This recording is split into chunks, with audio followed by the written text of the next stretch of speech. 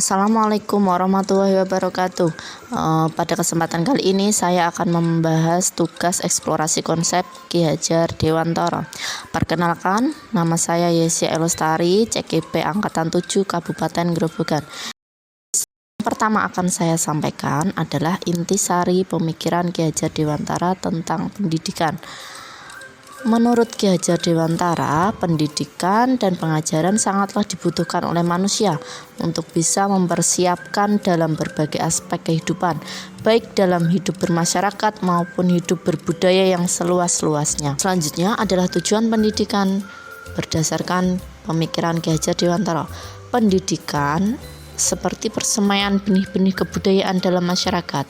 Merujuk pada itu, tujuan pendidikan adalah menuntun segala kodrat yang ada dalam diri anak-anak untuk mencapai kebahagiaan dan keselamatan sebagai manusia maupun anggota masyarakat.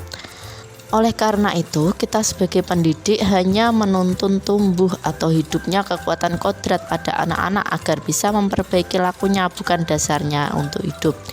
Menurut Ki Hajar Dewantara, peran pendidik seperti peran petani. Anak-anak dianalogikan seperti benih-benih tanaman padi maupun tanaman jagung yang akan ditanam di lahan yang telah disiapkan. Selain itu, seorang petani juga harus memperhatikan perawatan lahan, pupuk, dan air.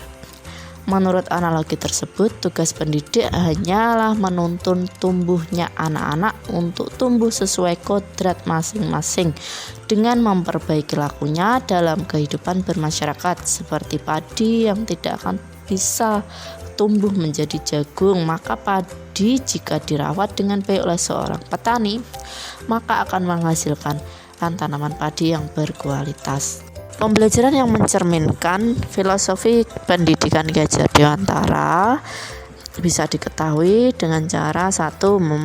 Memerdekakan dan berpusat pada murid. 2. Berfokus pada proses bukan hasil. Yang ketiga, mengikuti perkembangan zaman. Keempat, tidak bertentangan dengan nilai-nilai kemanusiaan. Dan kelima, pembangunan budi pekerti. Filosofi pendidikan Ki Hajar Dewantara bisa terwujud jika memperhatikan hal-hal berikut ini. Yang pertama yaitu Engarso Sung Tulodo, yang bermakna yang di depan itu sebagai contoh. Kita sebagai guru harus bisa menjadi tuntunan bagi murid-murid. Eng Madya Mangun Karso, yang di tengah itu memberi semangat, dan Tutwuri Handayani yang di belakang adalah mendorong, memotivasi. Yang kedua, sesuai kodrat alam dan zaman. Yang ketiga, kemerdekaan dalam memilih metode dan evaluasi dan sebagainya dalam pembelajaran. Itu adalah kemerdekaan bagi seorang pendidik untuk bisa menghasilkan anak-anak yang menguasai pembelajaran dengan menyenangkan.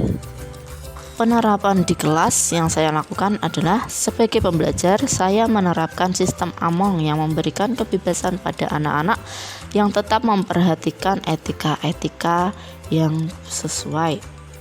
Saya memberi kebebasan pada anak-anak agar anak-anak menemukan pengetahuan individu maupun kelompok.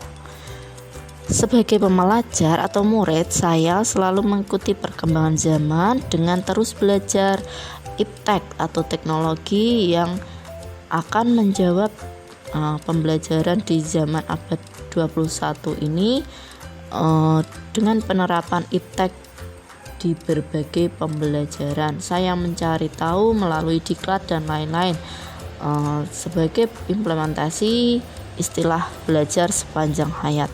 Terima kasih. Assalamualaikum warahmatullahi wabarakatuh.